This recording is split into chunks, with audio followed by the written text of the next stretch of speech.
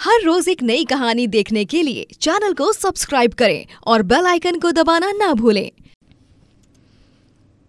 कोमल एक बहुत ही अमीर लड़की थी। कोमल के पास किसी चीज की कमी नहीं थी, लेकिन वो एक गरीब लड़के नील से प्यार करती थी। नील, मुझे लगता है कि अब हमें शादी कर लेनी चाहिए। कब तक हम ऐसे अलग अलग रहेंगे? और मैं ज्यादा इंतजार नहीं कर सकती हूँ। मुझे भी यही लगता है कि तुम बिल्कुल ठीक बोल रही हो। अब हमें शादी कर ही लेनी चाहिए। तो फिर तय है कि हम कल ही कोर्ट में जाकर शादी कर रहे हैं। मुझे नहीं चाहिए वो ताम झाम वाली शादी। मैं ऐसे ही सिंपल शादी करना चाहती हूँ। कोमल के कहने पर नील कोर्ट में शादी करने के लिए मान जाता है और वो दोनों कोर्ट में जाकर एक साधारण सी शादी कर लेते हैं। कोमल शादी के बाद नील के घर आ जाती है, जहाँ नील की बड़ी बहन कल्पना रहती है। नील अपनी बहन से कोमल को मिलवाते हुए बोलता है, दीदी, ये कोमल है, मेरी पत्नी। हम दोनों एक दूसरे से बहुत प्यार करते हैं, इसलिए हम दोनों ने शादी कर ली। और कोमल, ये मेरी बड़ी बहन है। दीदी का फिश बिरयानी का ढाबा है। अरे नील, तूने बताया भी नहीं। चल कोई बात नहीं, घर में भाभी आई है, मेरे भाई की पत्नी आई है। मैं अपनी भाभी के बड़े प्यार से स्वागत करूंगी। कोमल को हर कोई बहुत ही प्यार से अपना लेता है, लेकिन कोमल को अपनी ननद कुछ खास पसंद नहीं आती। एक दिन कोमल अपनी ननद से बात करते हुए बोलती है, वैसे दीदी, आपका इस ढाबे से कुछ खास कमाई होती भी है कि नहीं? क्योंकि कहाँ ही चलता होगा ढाबा वगैरह। आज के समय में तो बड़े बड़े होटल्स हैं, लोग वहाँ ही जाना पसंद करते हैं, है ना? हाँ बिल्कुल, लोगों को होटल का खाना अच्छा लगता है, लेकिन बहुत से लोग हैं जिन्हें मेरे ढाबे की फ़िश बिरयानी ही बहुत पसंद है। नील की पढ़ाई, हमारा घर, घर का राशन, ये सब कुछ मेरे ढाबे की कमाई से ही तो होता है। ढाबे से इतनी कमाई होती भी है? भगवान की दया है कि ढाबे की बदौलत आज तक कभी हमारे बुरे हालात नहीं हुए। कोमल को अपनी ननद की तरक्की देखकर काफ़ी जलन होती है। उसे बिल्कुल भी अच्छा नहीं लग रहा था कि उसकी अनपढ़ गंवार ननद इतनी तरक्की कर रही है, और कल्पना ने अब तक काफ़ी कुछ जमा भी कर लिया होगा, जो कि कोमल अब हथियाना चाहती थी। ये मेरी ननद के पास अब इतनी संपत्ति हो गई है, इनकी किस काम की आएगी? पढ़े लिखे तो है नहीं, और जब इनके काम ही नहीं आने वाली तो इनके पास रहकर भी क्या कर लेगी? ननद की संपत्ति तो मेरे हाथों में ही अच्छी लगती है। कोमल को अपनी ननद से काफ़ी चिढ़ हो रही थी और उसकी नज़र अपनी ननद के पैसों पर थी। ऐसे ही एक दिन कोमल अपने पति से बोलती है, वैसे कल्पना दीदी का ढाबा अच्छा चलता है ना? हाँ, दीदी के हाथ में स्वाद ही इतना अच्छा है कि ढाबा भी इतना अच्छा चलता है। दीदी बहुत मेहनत करती हैं और लोगों को भी दीदी के हाथ की फिश बिरयानी बहुत पसंद है। दीदी ने ही हम दोनों को बचपन से पाला है अब तक। ये तो बहुत अच्छी बात है, लेकिन मुझे पता नहीं क्यों लगता है कि कल्पना दीदी को हम दोनों से परेशानी है। वो हमसे चिढ़ती हैं। बुरा मत मानना, लेकिन मुझे ऐसा लगता है। नहीं, ऐसा बिल्कुल नहीं है। तुम्हें ज़रूर कोई गलतफहमी हुई है। अरे दीदी तो हमें बहुत प्यार करती हैं। हाँ मानती हूँ, दीदी हमें बहुत मानती हैं, प्यार करती हैं, लेकिन उन्हें ढाबे का घमंड भी है। अभी 2 दिन पहले मैंने दीदी से पैसे मांगे थे तो उन्होंने बोल दिया कि मैं मेहनत करती हूँ, ढाबा मेरा है, अपने पति से पैसे मांग। मुझे ये सब बहुत अजीब लगा। क्या? ये तो सच में ही अजीब है। मुझे दीदी से ये उम्मीद नहीं थी। मैं दीदी से अभी बात करता हूँ। नहीं, रहने दो, बात करने की ज़रूरत नहीं है। दीदी का ये घमंड ढाबे को लेकर ही है। कोई बात नहीं, हमें समझदार बनना चाहिए।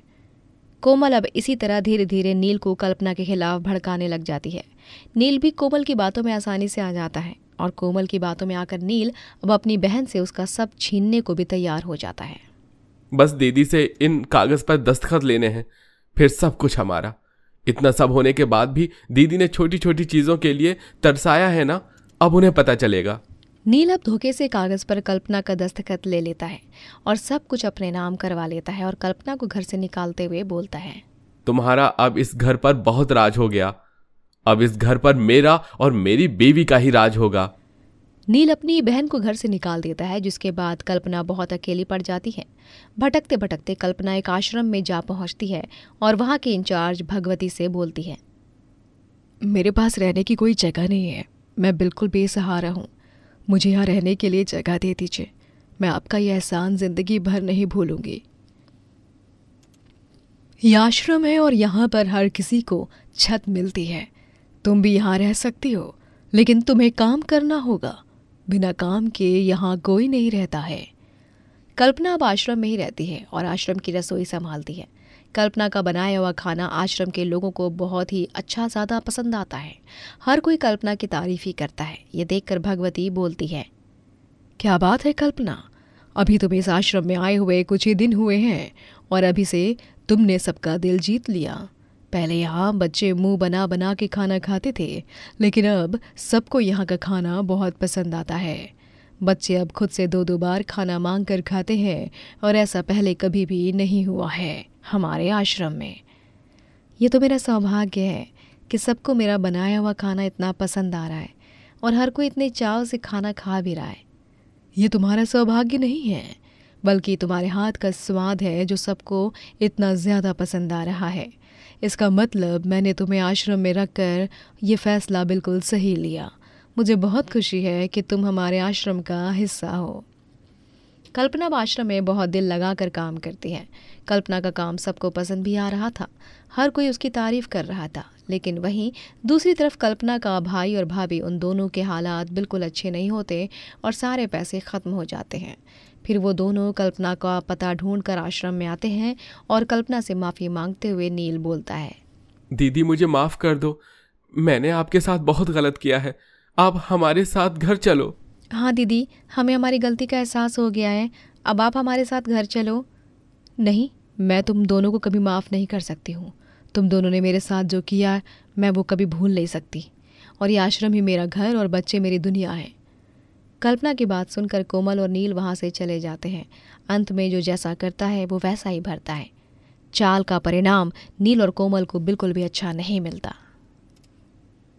जसमीत अपने दोनों भाई धवल और वीरेन के साथ रहती है। धवल की शादी गायत्री से हुई होती है, वहीं वीरेन की शादी मनीषा से। दोनों भाभियां किसी काम की नहीं होती और घर का सारा काम बस बेचारी जसमीत ही किया करती। जसमीत बहुत अच्छा खाना बनाया करती और उसके हाथ का खाना खाकर सभी उंगलियां चाटते हुए रह जाते हैं। अरे वाह जसमीत, क्या दाल बनाई है, वाह मजा ही आ गया। वाकई में इस खीर को खाकर तो मुझे माँ की याद आ गई। पापा को ये खीर बहुत पसंद थी, इसीलिए माँ हर हफ्ते बनवाया करती थी। माँ से ही तो सीखा है ये सब, उन्हीं के कारण आज मैं इतना स्वादिष्ट और लजीज खाना बना पाती हूँ भाई।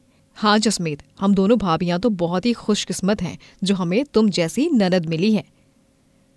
हम दोनों से भी अच्छा खाना बनाती हो तुम जसमीत, भगवान तुम्हें खूब खुशी दे।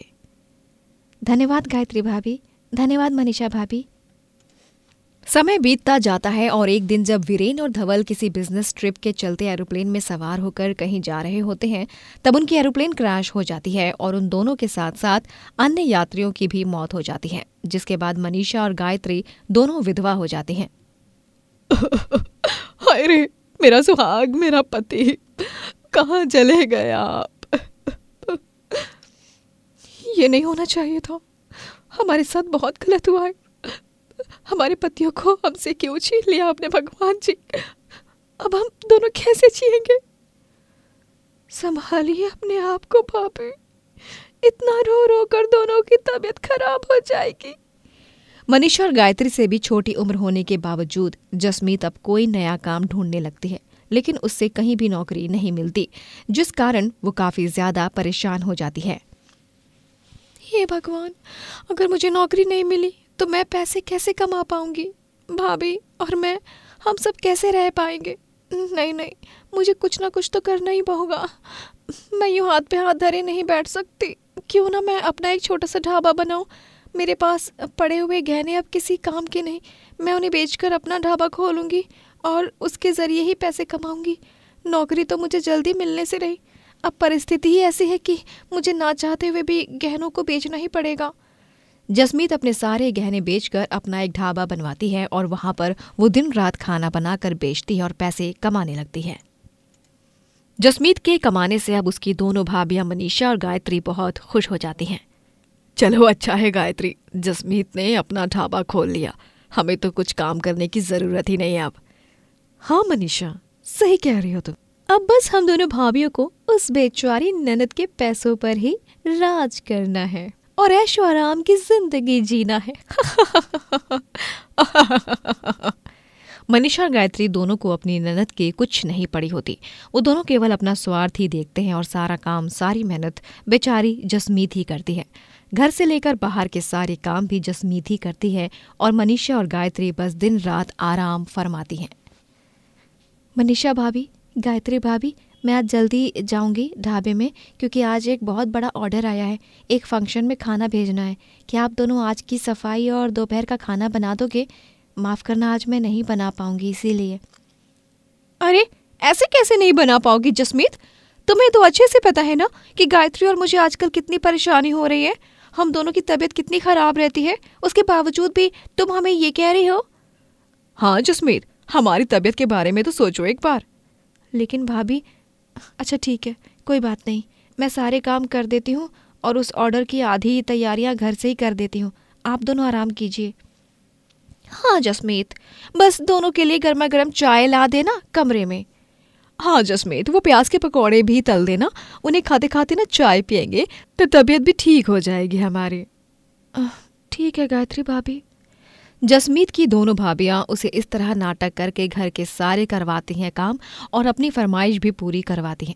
और मासूम जसमीत को अपनी भाभियों की ये चाल समझ ही नहीं आती और वो दिल से अपनी भाभियों के लिए सब कुछ करती हैं और उन्हें ज़रा से भी तकलीफ महसूस नहीं होने देती हैं। एक दिन दोनों क्रूर भाभियां गायत्री और मनीषा आपस में एक दूसरे से कहती हैं, मनीषा, क्यों ना हम दोनों इस जसमीत के नाम की सारी जायदाद अपने नाम कर ले। ये घर, उसका ढाबा, सब कुछ हमारे पतियों का हिस्सा तो हमारा ही है, लेकिन इस जसमीत के नाम पर भी अच्छा खासा हिस्सा है। हाँ हाँ गायत्री, बहुत ही अच्छा सुझाव है ये तो। एक बार हमने जसमीत के नाम का हिस्सा भी अपने नाम कर लिया तो सारी की सारी जायदाद हमारे नाम हो जाएगी। वही, फिर तो सोने पे सुहागा ही हो जाएगा। दोनों लालची भाभियां अब अपनी भोली भाली ननद को फंसाने का प्लान बनाती हैं और वो दोनों उससे जल्दबाजी में कुछ कागजों पर दस्तखत करवाती हैं। जसमीत को अपनी भाभियों पर पूरा भरोसा होता है, इसीलिए वो उन कागजों को गौर से पढ़ती भी नहीं है। लेकिन उसकी भाभियां अगले ही दिन उसे घर से बाहर निकाल देती हैं और सारी सच्चाई बताती हैं। क्या आप दोनों ने ये बहुत गलत किया है भाभी। आप दोनों ने मेरा भी हिस्सा छीन लिया। इतना बड़ा धोखा कैसे दे सकती हो आप दोनों मुझे? मैं आप दोनों के लिए इतना सब कुछ कर रही हूँ और आप दोनों ने मुझे आज उसका क्या सिला दिया। चल चल, ज्यादा बकवास मत कर और निकल यहाँ से। और हाँ, भूल कर भी यहाँ मत आना। दोबारा अपनी ये मनहूस शक्ल, समझ गई ना, मत दिखाना। जसमीत वहां से चली जाती है और अब उसके पास कोई रहने का ठिकाना नहीं था। अपनी भाभियों से मिले इस धोखे से वो बहुत टूट जाती है। जिन भाभियों के लिए मैंने इतना सब कुछ किया, उन दोनों ने आज मुझे जीवन का सबसे बड़ा धोखा दिया है। ऐसा कैसे कर सकती हैं वो दोनों मेरे साथ? ये उन्होंने बहुत गलत किया है। मैं उन दोनों को कभी माफ़ नहीं करूँगी। मेरे भोलेपन और मेरी अच्छाई का फ़ायदा उठाया है उन्होंने। आज अगर वीरेन भाई और धवल भाई होते ना, तो वो मुझे इस तरह घर से बाहर जाने ही नहीं देते और मेरा साथ देते। जसमीत फिर भी हार मानने वालों में से नहीं थी। वो गांव में होने वाले एक कुकिंग कंपटीशन का विज्ञापन देखती है और उस पते पर पहुंचकर वो उस कुकिंग कंपटीशन में हिस्सा लेती है। अरे वाह, सभी प्रतियोगियों में से सबसे कमाल, बेमिसाल और स्वादिष्ट खाना बनाया है जसमीत ने। कांग्रेचुलेशंस जसमीत, तुम बनती हो इस प्रतियोगिता की विजेता। क्या? सच में? धन्यवाद सर। और इसी के साथ तुम्हें मिलता है ये 2 लाख रुपए का इनाम। खुश रहो। जसमीत की खुशी का कोई ठिकाना ही नहीं था। पूरा गांव उसके लिए तालियां बजाता है और वो अब इनाम में मिले हुए पैसों से गांव में अपना एक नया ढाबा बनवाती है और वहां पर वो स्वादिष्ट खाना बनाकर बेचने लगती है। गांव वाले फिर से उसके ढाबे में खाना खाने आने लगते हैं और फिर एक बार वो तरक्की करने लग जाती है। शायद ये मेरे दोनों स्वर्गवासी भाइयों की ही दुआ है, जिसका नतीजा स्वरूप मेरे साथ फिर से सब अच्छा ही हो रहा है। धन्यवाद भगवान जी। वहीं जसमीत की दोनों भाभियां दूसरे आदमियों से शादी करती हैं जो उन्हें धोखा देकर उनका सब कुछ लूट कर चले जाते हैं और दोनों सर पकड़कर रोती रह जाती हैं। उन दोनों ने जसमीत के साथ जो किया उसकी सजा उन्हें मिल जाती है और वही जसमीत ढेर सारे पैसे कमाकर जीवन में बहुत आगे निकल जाती है। दोस्तों, अगर आपको ये कहानी पसंद आई तो लाइक करें, शेयर करें और कमेंट करके बताएं कि कहानी में आपको सबसे अच्छा क्या लगा।